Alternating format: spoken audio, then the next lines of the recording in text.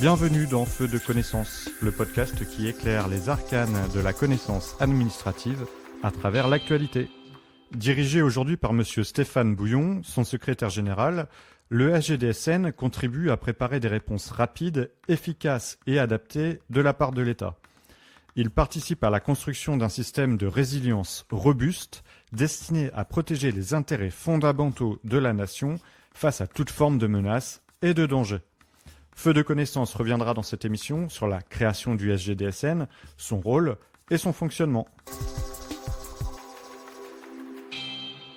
Le 4 avril 1906, c'est la création du Conseil supérieur de la défense nationale.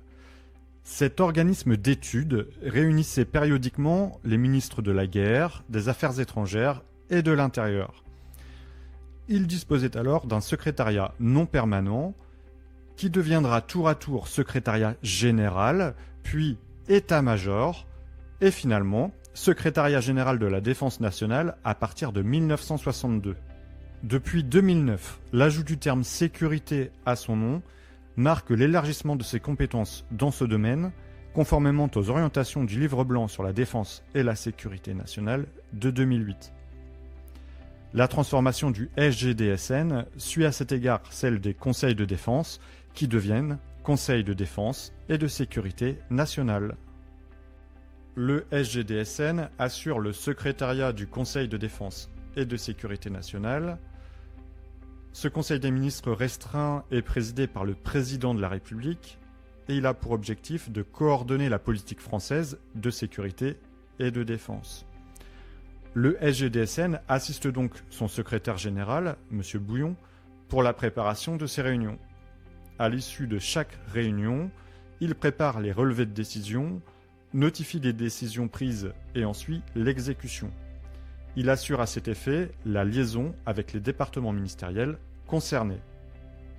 Il a également pour mission d'anticiper et de prévenir les crises ou les événements susceptibles de représenter un danger pour le pays et sa population.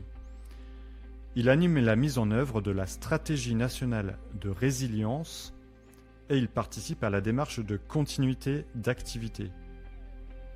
Il a eu par exemple un rôle actif lors des crises Covid-19, la guerre en Ukraine ou encore les phénomènes climatiques. Il vise à mieux préparer la France, ses entreprises et ses citoyens face à ces chocs. Il est également le responsable de la planification de sécurité nationale interministérielle. Dans ce domaine, c'est un petit peu l'expert de la mise en œuvre des plans et de l'organisation du dispositif de la gestion de crise. Il mène des travaux d'anticipation opérationnelle et il dispose d'une capacité de veille qui lui permet d'assister le Premier ministre pour la conduite politique et stratégique de la crise. Il assure une mission d'anticipation, de veille, d'alerte et de suivi des crises et des conflits internationaux.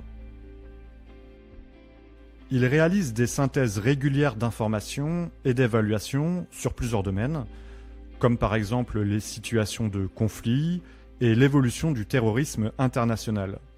Il propose ensuite au président de la République et au gouvernement des orientations et des moyens d'action pour renforcer cette sécurité nationale. Enfin, sa dernière mission est de protéger.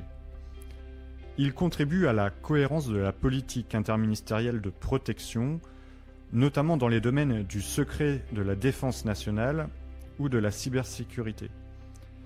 Il assure la liaison avec nos partenaires étrangers dans le domaine de la contre-prolifération des armes. Il lutte en effet contre la dissémination des armements conventionnels et des armes de destruction massive, armes nucléaires, chimiques et biologiques. En cas de crise majeure, il appuie l'action du Premier ministre et de son cabinet. Il propose d'activer la SIC, la cellule interministérielle de crise. Il propose le déclenchement de plans gouvernementaux.